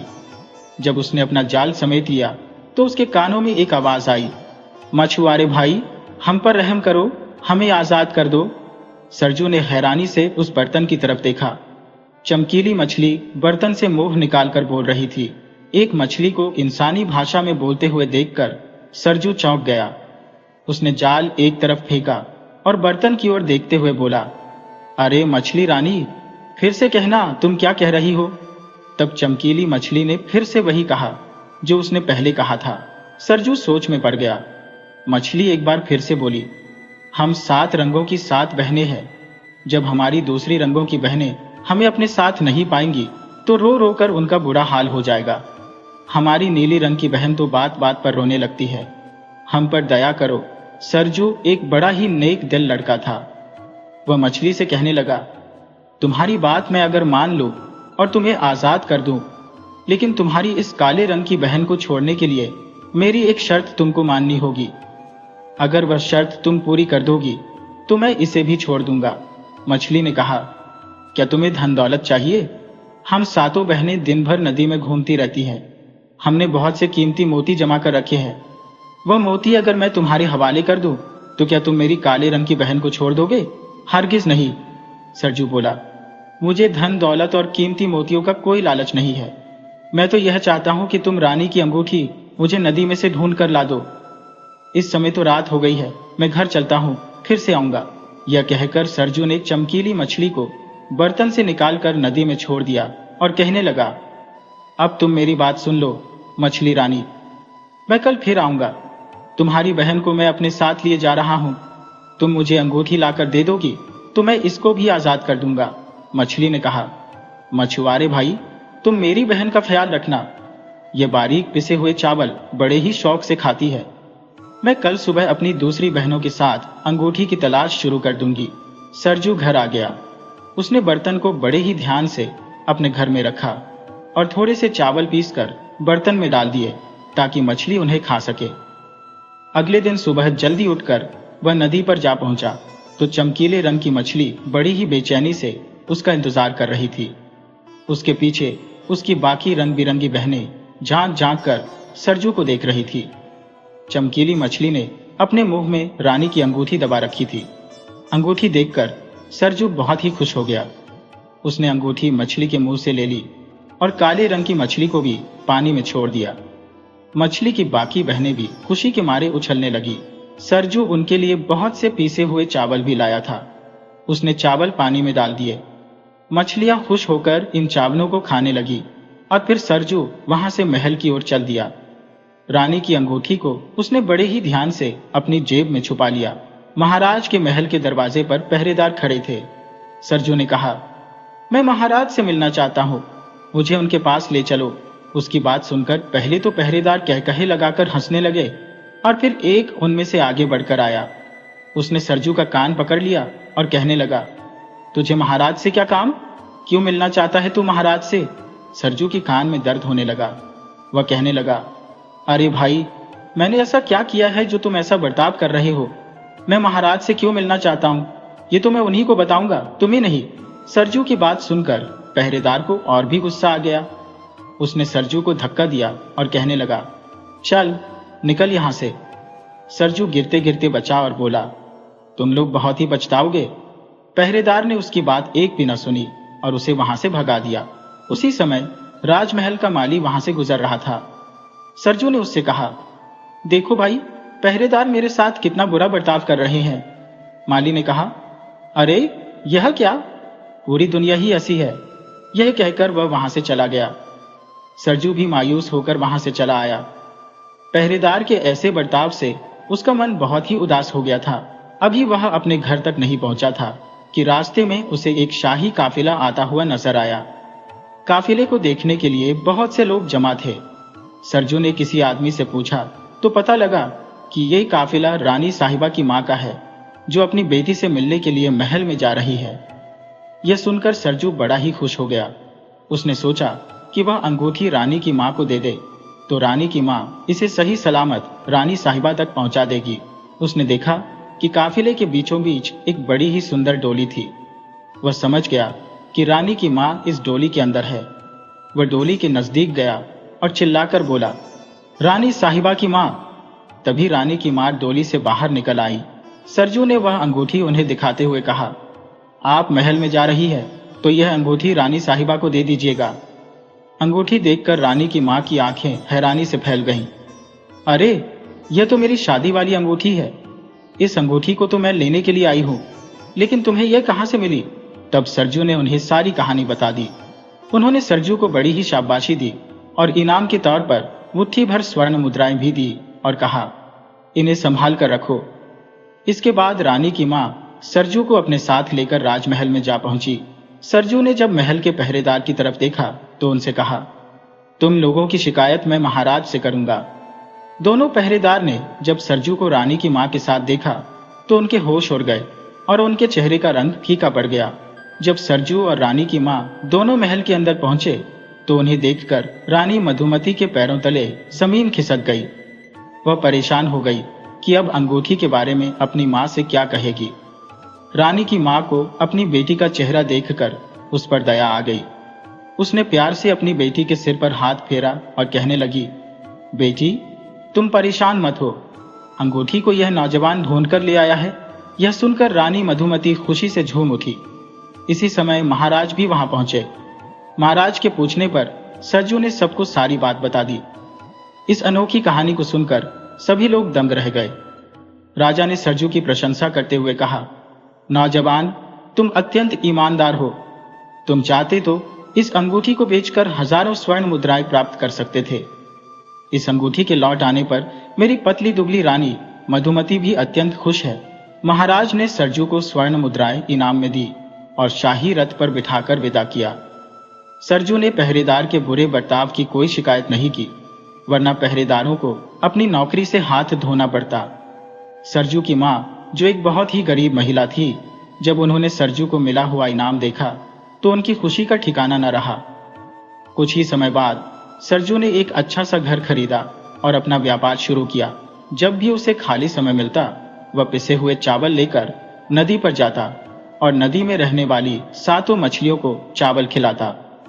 दोस्तों, अगर आपको यह कहानी पसंद आई हो तो इस वीडियो को लाइक कीजिए। इसी तरह की दिलचस्प कहानियां देखने के लिए चैनल को सब्सक्राइब कर लीजिए और कमेंट करना बिल्कुल मत भूलिए। तो मिलते हैं आपसे किसी अगली कहानी में। पृथ्वीपुर राज्य पर राजा मंगल सेन का राज था। मंगल सेन को अपने बगीचों में घूमने का बड़ा शौक था। जब भी समय मिलता वह अपने बाग बगीचों की सैर करने निकल जाते। प्रकृति के बीच समय बिताना उन्हें बहुत पसंद था। एक दिन जब वह अपने शानदार बगीचे की सैर कर रहे थे तो उन्होंने देखा कि एक बारहसिंघा उनके बगीचे में घुस आया है और फूल पौधों को तहस नहस कर रहा है। राजा को अपने बगीचे के पौधों और फूलों से बहुत लगाव था। यह दृश्य देखकर राजा आग बबूला हो गए। उन्होंने तुरंत अपने सैनिकों को आदेश दिया कि वह बारहसिंघा को पकड़ें और खुद भी उसके पीछे दौड़ पड़े। बारहसिंघा बगीचे से बाहर निकल आया और राजा ने भी उसका पीछा करते हुए अपना घोड़ा दौड़ा दिया। मंगल सेन बारासिंघा का पीछा करते करते अपने राज्य की अंतिम सीमा तक पहुंच गए, लेकिन वह उसे पकड़ नहीं पाए। उछलता कूदता बारासिंघा उनकी आंखों से ओझल हो गया। अब राजा मंगल सेन पूरी तरह से थक चुके थे और आगे बढ़ने की कोई इच्छा नहीं बची थी। गर्म मौसम और प्यास ने उन्हें और भी कमजोर कर दिया। उन्होंने नहाने का निर्णय लिया। जब वह नहा रहे थे तभी एक चोर उनका घोड़ा और कपड़े चुरा ले गया, अपने पुराने कपड़े वहीं छोड़कर। राजा की स्थिति बेहद दयनीय हो गई थी। अब वह महल कैसे लौटे, क्योंकि बिना घोड़े और कपड़ों के लोग उनकी खिल्ली उड़ाते। उन्होंने चोर के पुराने कपड़े पहन लिए और अपने पड़ोसी राज्य की ओर प्रस्थान किया। बहुत दूर तक चोर के कपड़ों में घूमते हुए उनकी नजर झाड़ियों में चमकती हुई एक वस्तु पर पड़ी। उन्होंने वह वस्तु उठा ली। ये एक कीमती मोतियों का हार था। राजा ने ईश्वर का धन्यवाद किया कि अब वह नए कपड़े और घोड़ा खरीद सकते हैं। उन्होंने हार को बाजार में बेचने का निश्चय किया। चलते चलते वे पड़ोसी राज्य के बाजार में पहुंचे। वहां उन्होंने एक सुनार के पास जाकर पूछा, सेठ जी, क्या आप मुझसे यह मोतियों का हार खरीदेंगे? मैं नदी पार कर रहा था और वहां यह हार मिला। सुनार ने हार को देखते ही चिल्लाते हुए कहा, अरे चोर, यह हार तुमने कहां से चुराया? मैंने ऐसे ही 2 हार राजा साहब के लिए बनवाए थे, उनमें से एक गायब हो गया था। जरूर तुमने ही यह चुराया होगा। चलो राजा के दरबार में चलते हैं, राजा मंगल सेन ने समझाया। सेठ जी, ऐसी बातें मत कहिए। मैं चोर नहीं हूं, मुझे यह हार पड़ा हुआ मिला था। परंतु सुनार ने उसकी एक न सुनी और कोतवाल को बुला भेजा। मंगल सेन ने कोतवाल के सामने भी अपनी बेगुनाही साबित करने की कोशिश की, मगर उसे पकड़कर महाराज के सामने पेश कर दिया गया। महाराज के दरबार में सुनार ने शिकायत दर्ज कराई और मंगल सेन को चोर बताया। राजा ने बिना सुनवाई के कहा, क्योंकि यह सुनार हमारे राज्य का सम्मानित व्यापारी है, इसकी बात सत्य मानी जाएगी। यह आदमी हमें घुसपैठिया लगता है। इसे चोरी के अपराध में कारागार में डाल दिया जाए और 3 दिन बाद इसके हाथ काट दिए जाएंगे। यही हमारे राज्य का कानून है। फैसला सुनकर मंगल सेन आतंकित हो गया और दया की याचना करने लगा, किंतु किसी ने उसकी एक न सुनी और उसे कारागार में डाल दिया गया। इस राज्य का राजा जितना निर्दयी और अन्यायी था, उसकी रानी उतनी ही करुणामयी थी। जब रानी को यह समस्त घटना ज्ञात हुई तो उसने राजा से कहा, महाराज, आप इतना क्रूर निर्णय कैसे ले सकते हैं, जबकि इस प्रकरण में कोई साक्ष्य भी प्रस्तुत नहीं किया गया और न ही आपने उस अपराधी को अपना पक्ष रखने दिया। ये सुनार तो बदमाश होते ही हैं। आप भली भांति जानते हैं कि ये पैसे के लिए कितना झूठ बोलते हैं और छल करते हैं। सच कहूं तो मुझे उस व्यक्ति की बात पर पूरा विश्वास है। राजा ने उसे डांटते हुए कहा, जबान संभाल कर बात करो। तुम्हें राजकाज के मामलों में हस्तक्षेप करने का कोई अधिकार नहीं है। रानी बोली, मैं चुप नहीं रहूंगी। कुछ दिनों से मैं दरबार में आपका दुर्व्यवहार देख रही हूं। आपके सलाहकार और मंत्री आपसे नाखुश है और आपकी प्रजा आपसे विद्रोह करने को तैयार है। अगर आप इसी मार्ग पर चलते रहे तो पूरा राज्य नष्ट हो जाएगा। रानी की बातें सुनकर महाराज का क्रोध और भी भड़क गया, मानो आग में घी डाल दिया गया हो। उसने कहा, ठीक है, तुम्हें उस व्यक्ति से इतनी सहानुभूति है तो मैं तुम्हें उसी के पास भेज देता हूं। राजा ने सैनिकों को आदेश दिया कि रानी को भी उस चोर के साथ कारागार में डाल दिया जाए। सैनिक यह सुनकर हतप्रभ रह गए।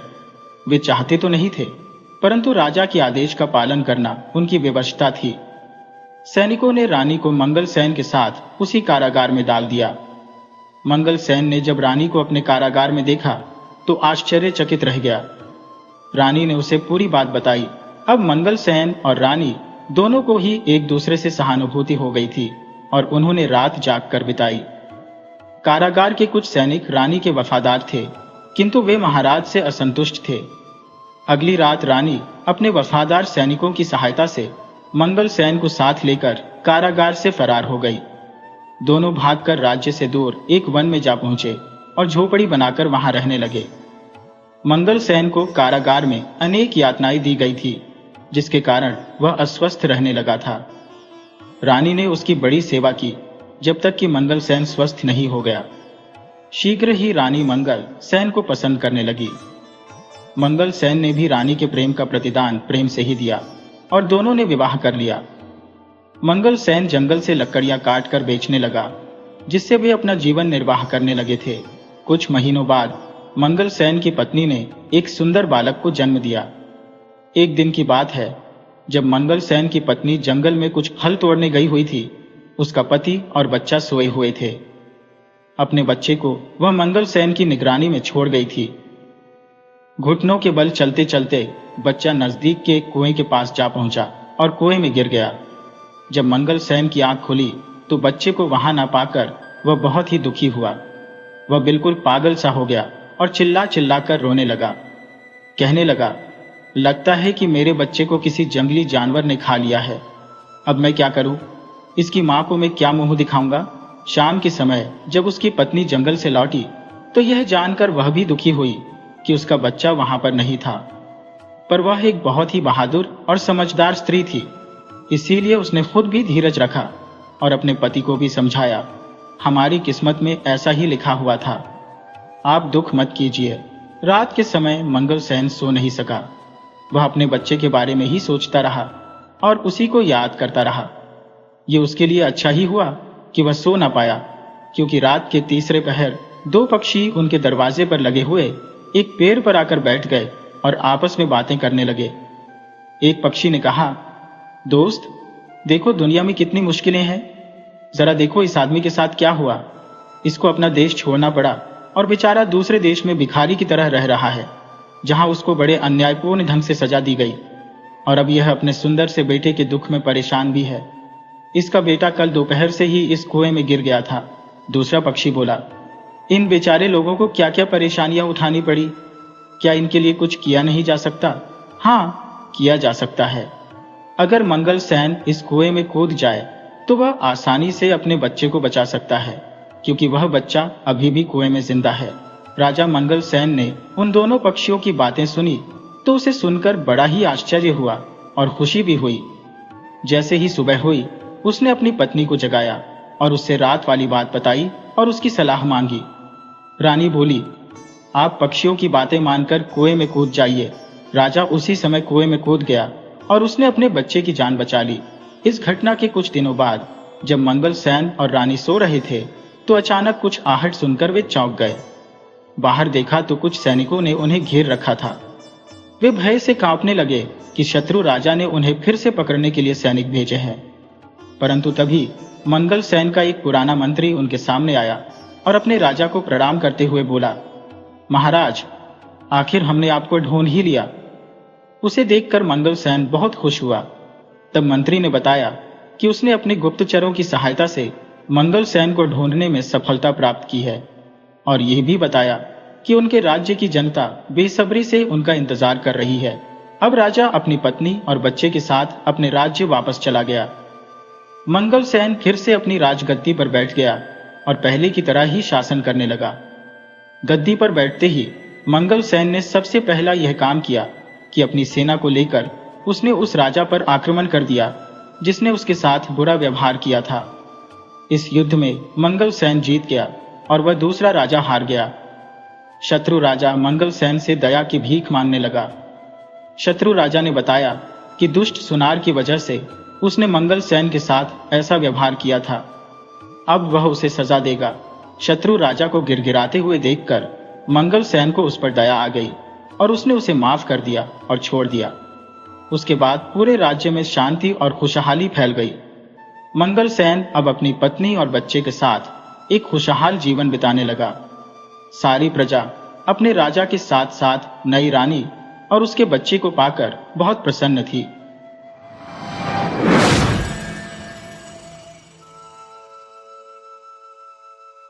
एक नगर में एक बेहद प्रवीण व्यापारी रहता था, जो जन्म से ही अत्यंत समृद्ध था। अपनी बुद्धिमत्ता और साहस से उसने बहुत धन अर्जित किया और नित्य नए मार्गों से लक्ष्मी को आकर्षित करता रहा। उसका खजाना निरंतर भरता जा रहा था। इस व्यापारी लखदीर सेठ का एकमात्र पुत्र था हीराचंद।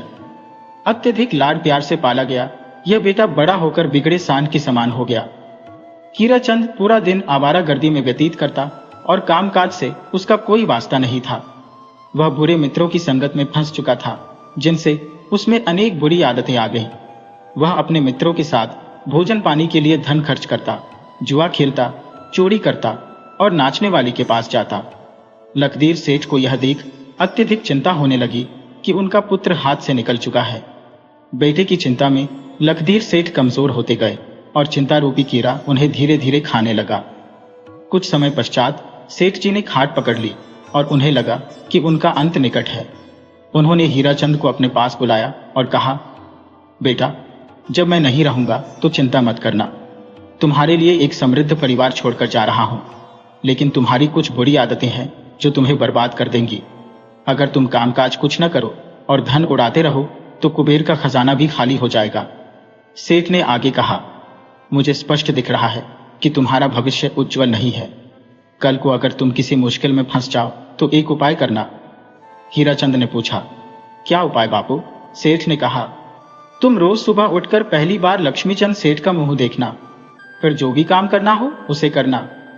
हीराचंद ने कहा, लेकिन बापू, लक्ष्मीचंद से तो वर्षों से हमारी दुश्मनी चली आ रही है, उसका क्या? सेठ बोले, लक्ष्मीचंद मेरा दुश्मन तो है, लेकिन वह एक सम्मानित प्रतिद्वंद्वी है। प्रतियोगिता से हमें और बल मिलता है। तुम मेरी बात मानो, कोई भी मुसीबत आ जाए और कोई उपाय न सूझे तो प्रण करना कि सुबह उनका दर्शन करने के बाद ही अन्न जल ग्रहण करोगे। ऐसा वचन दे दो तो मेरी आत्मा को शांति मिलेगी। हीराचंद ने कहा, बापू, आपके इस डर में सच्चाई है। मित्रों ने जो खराब आदतें डाल दी है वे छूट नहीं रही है, लेकिन मैं आपका कहना मानकर लक्ष्मीचंद सेठ के दर्शन का प्रण लेता हूं। अंदर से टूट चुके लखदीर सेठ कुलदीपक की शिकायत लेकर स्वर्ग सिधार गए। रोना धोना हो गया, रिश्तेदार आए और संपत्ति के अनुसार दान पुण्य किया गया। घर की पूरी जिम्मेदारी अब हीराचंद ने उठा ली। अब उसे कहने टोकने वाला कोई नहीं रहा और वह बेलगाम घोड़े जैसा बन गया। खर्चे के लिए रोज नए नए मार्ग खोजने लगा और अपनी लक्ष्मी को लुटाने लगा। धीरे धीरे हालात ऐसे हो गए कि लखपति सेठ का बेटा हीराचंद रास्ते का भटकता भिखारी बन गया। उसकी इतनी खराब दशा को देखकर गांव में कोई उसे 2 दाने नमक भी नहीं देता था। इस कुलदीपक ने अपने पिता की इज्जत को मिट्टी में मिला दिया। घर में समझदार और चतुर सेठानी उसे खूब उपदेश देती, पर वह एक कान से सुनता और दूसरे से निकाल देता। हीराचंद ने चारों तरफ नजर दौड़ाई, पर कहीं कुछ नहीं सूझा। दिन में तारे दिखाई देने लगे। तब उसे अपने पिता की आवाज सुनाई दी। डूबते को तिनके का सहारा समझकर हीराचंद मन ही मन कहने लगा, चलो, बापू ने जो कहा था वह करता हूं। वह बड़े बाजार गया, जहां पर सेठ लक्ष्मीचंद की दुकान सजी थी। सेठ अपनी दुकान पर बैठा था और उसका मुनीम भी वहीं पर था। हीराचंद ने सेठ लक्ष्मीचंद के दर्शन किए और उन्हें राम राम कहकर अपने रास्ते चला गया। अब हीराचंद का यह रोज का नियम बन गया। वह रोज सुबह उठता, नहा धोकर लक्ष्मीचंद सेठ की दुकान के आगे से निकलता और उन्हें राम राम कहता। शुरुआत में तो किसी ने ध्यान नहीं दिया, पर 15-20 दिन बीतने के बाद लक्ष्मीचंद सेठ का ध्यान उसकी ओर गया। उन्होंने कहा, यह आदमी रोज दुकान के आगे से निकलता है, कुछ बोलता नहीं, बस राम राम कहकर चला जाता है। सेठ ने अपने मुनीम से कहा, इसे कल मेरे पास लेकर आओ। दूसरे दिन सुबह हीराचंद आया और सेठ को राम राम करने लगा। जैसे ही वह जाने लगा, मुनीम ने उसे बुलाया, हीराचंद, इधर आओ, तुम्हें सेठ बुला रहे हैं। सेठ ने हीराचंद को अपने पास बिठाया और पूछताछ करने लगा, भाई, तुम किसके बेटे हो? हीराचंद ने उत्तर दिया, लखदीर सेठ का। अरे, तू लखदीर सेठ का बेटा है? तेरी ऐसी दशा! तेरे पिता तो एक बहुत ही समृद्ध व्यक्ति थे। हीराचंद ने उत्तर दिया, हाँ सेठ जी, जीवन में धूप छांव आता रहता है।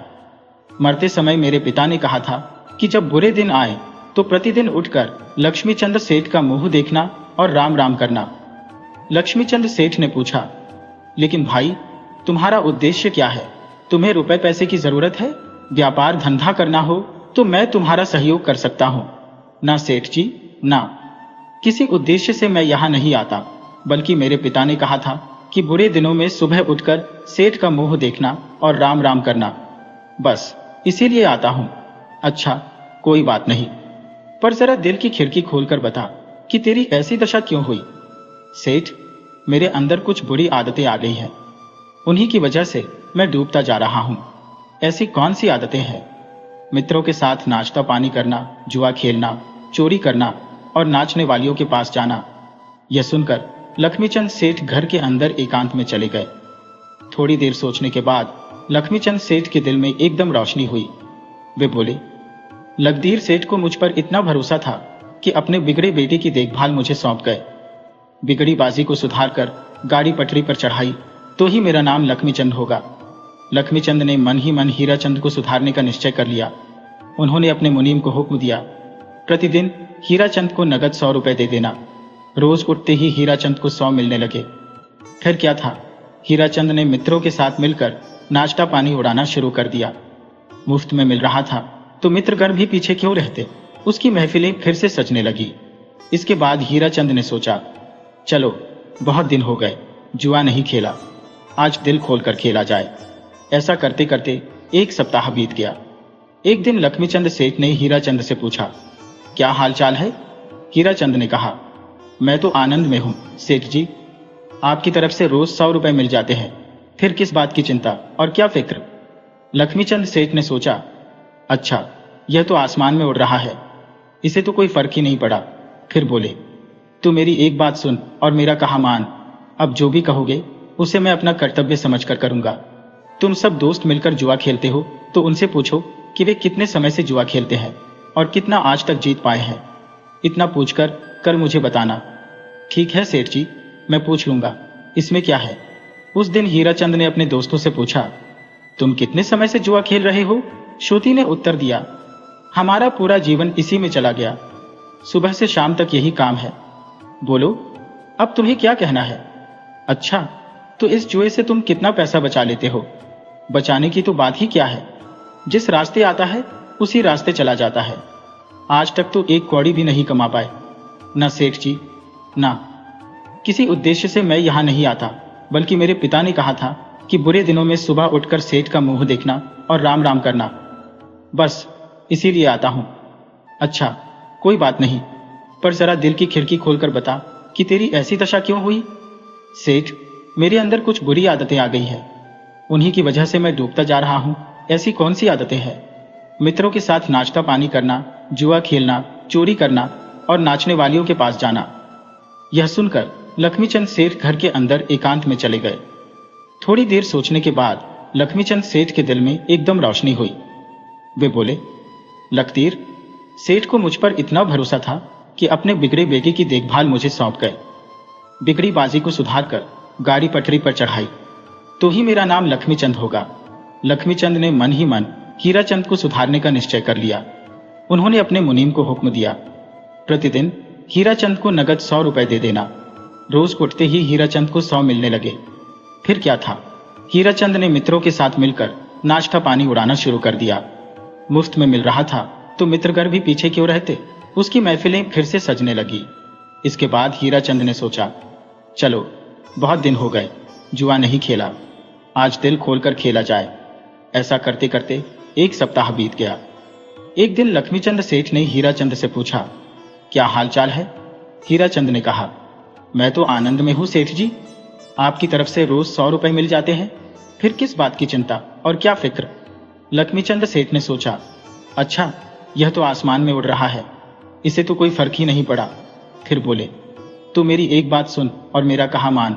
अब जो भी कहोगे उसे मैं अपना कर्तव्य समझकर करूंगा। तुम सब दोस्त मिलकर जुआ खेलते हो तो उनसे पूछो कि वे कितने समय से जुआ खेलते हैं और कितना आज तक जीत पाए हैं। इतना पूछकर कल मुझे बताना। ठीक है सेठ जी, मैं पूछ लूंगा, इसमें क्या है। उस दिन हीराचंद ने अपने दोस्तों से पूछा, तुम कितने समय से जुआ खेल रहे हो? श्रुति ने उत्तर दिया, हमारा पूरा जीवन इसी में चला गया, सुबह से शाम तक यही काम है। बोलो, अब तुम्हें क्या कहना है? अच्छा, तो इस जुए से तुम कितना पैसा बचा लेते हो? बचाने की तो बात ही क्या है, जिस रास्ते आता है उसी रास्ते चला जाता है। आज तक तो एक कौड़ी भी नहीं कमा पाए। अगले दिन सुबह सुबह हीराचंद लक्ष्मीचंद सेठ के दर्शन करने गया और राम राम की। नित्य उसे 50 रुपए देने वाले मुनीम से उसने कहा, बस आज तो 50 ही दे दो। सेठ ने कहा, क्यों बेटा? हीराचंद ने उत्तर दिया, आज से मैं नाचने वाले की यहां नहीं जाऊंगा, मेरा भ्रम टूट गया है। अच्छी बात है। ऐसा करते करते एक सप्ताह बीत गया। लक्ष्मीचंद ने अपने हीराचंद से कहा, भाई तुम सुबह और शाम को नाश्ता पानी करने के लिए होटल में जाते हो, इसके बदले एक दिन दोपहर में जाओ और अंदर जाकर देखो वहां पर क्या होता है, किस तरह का खेल चल रहा है। हीराचंद ने कहा, ठीक है, इसमें क्या है, आज मैं दोपहर को ही जाऊंगा। हीराचंद रोज वहां पर जाता था और बाहर रखी मेज पर बैठकर चाट पकौड़ी का आनंद लेता था। कभी अंदर गया ही नहीं। सेठ का कहना मानकर आज वह अंदर चला गया। गर्मी की तपती दोपहर, ऐसी गर्मी कि रहा ना जाए।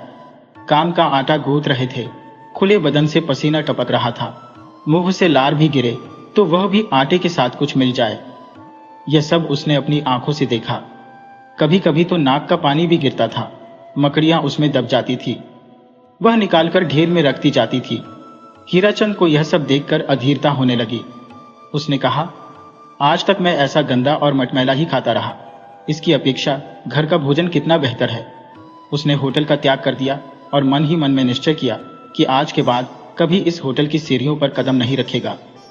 अगली सुबह हीराचंद ने फिर सेठ का दर्शन किया और उसे राम राम की। मुनीम 25 रुपए देने वाला था। तब उसने कहा, रहने दो, अब पैसे नहीं चाहिए। सेठ ने कहा, क्यों बेटा, क्या होटल के नाश्ता पानी से तेरा मन उठ गया? हीराचंद ने उत्तर दिया, हाँ, अब एक ही बुरी आदत रह गई है, चोरी करना। सेठ ने कहा, तो तुम ऐसा करो, राजमहल में जाओ और राजा के पलंग के नीचे जड़े हुए रत्नों को निकालो, तुम्हारी चोरी और चतुराई की परीक्षा होगी। हीराचंद ने उत्तर दिया, अच्छा, जैसा आप कहें। चोरी करना तो मेरे बाएं हाथ का खेल है। घोर अंधेरी रात थी, सारा नगर निश्चिंत होकर सो रहा था। हीराचंद राजमहल में सेंध लगाने के लिए निकल पड़ा। उसी समय नगर का राजा, जो भेष बदलकर घूम रहा था, उसने हीराचंद को देख लिया और पूछा, अरे कौन हो तुम? हीराचंद ने उत्तर दिया, मैं तो चोर हूं, लेकिन तुम? राजा ने कहा, मैं भी तुम्हारे जैसा ही हूं, हम दोनों एक ही पंथ के पंथी हैं। चलो, अच्छा हुआ, एक से भले दो, मुझे बल मिल जाएगा। आज मैं राजमहल में चोरी करने वाला हूं। हीराचंद ने कहा, अच्छा, चलो। दोनों पीछे के रास्ते से राजमहल के पास पहुंच गए। वहां पर राजमहल के चौकीदार इत्मीनान से सो रहे थे और खर्राटे भर रहे थे। तुम यहीं ठहरो, मैं अंदर जाकर राजा के पलंग के नीचे लगे रत्न निकाल कर लाता हूं। तुम यहां रहना और अगर कुछ गड़बड़ हो तो मुझे आगाह कर देना। ये कहकर हीराचंद घर के भीतर चला गया। वह अपने काम में बड़ा माहिर था। वह छुपते छुपाते राजा के कमरे में पहुंच गया और वहां पलंग के नीचे जड़े रत्न निकाल ली। बाहर आकर उसने ब्रश बदले हुए राजा को चारों रत्न दिखाए और कहा, यह देखो, इनमें से 2 तुम्हारे हैं और 2 मैं रख लेता हूं। यह कहकर दोनों अपने अपने रास्ते चल दिए। अगली सुबह महल में खलबली मच गई कि राजमहल में चोरी हो गई है। राजा ने अपने मंत्रियों को आदेश दिया कि जाकर देखें क्या क्या सामान चोरी हुआ है। मंत्री बहुत ही चालाक था। उसने मौके का फायदा उठाते हुए राजा की तिजोरी भी साफ कर दी और सारे हीरे जवाहरात अपने घर पहुंचा दिए। फिर वह राजा के पास गया और बोला, महाराज, आपके पलंग के नीचे के चारों रत्न और पूरी तिजोरी भी खाली है। लेकिन राजा जानता था कि हीरे सिर्फ पलंग के नीचे के ही निकाले गए हैं।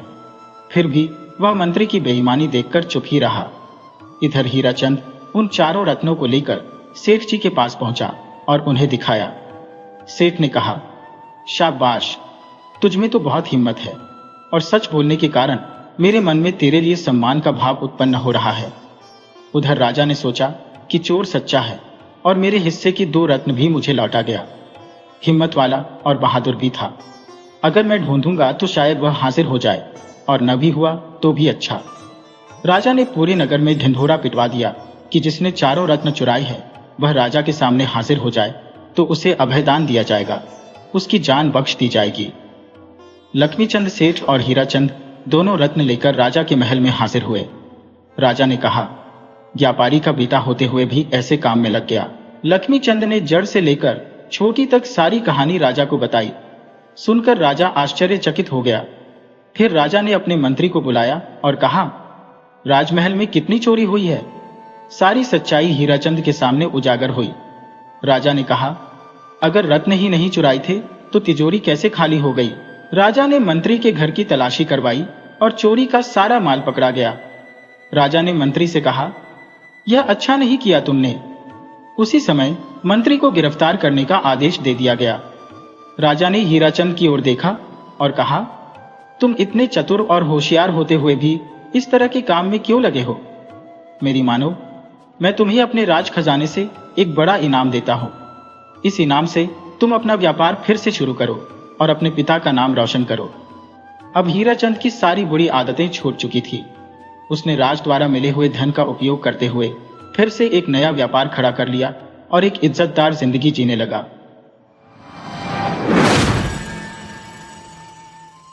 वीडियो अच्छी लगे हो तो इसे लाइक करें और ऐसी ही मज़ेदार कहानियों के लिए चैनल को सब्सक्राइब करें और बेल आइकन दबाएं।